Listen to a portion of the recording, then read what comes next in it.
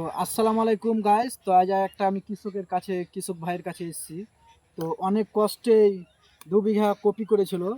তো আল্লাহ যেটা করে ভালোর জন্যই করে। তো অনেক বৃষ্টির জন্য অনেক কপি মারা গিয়েছে। তো আজ আমি দুঃখের ভাইয়ের কথা শুনে বলবো যে ওই ভাইটা আজ কত দুঃখে আছে, অনেক কপি মারা গিয়েছে। তো একটু আসো ক্যামেরাম্যান, তোমরা দেখাও কৃষক ভাইটাকে।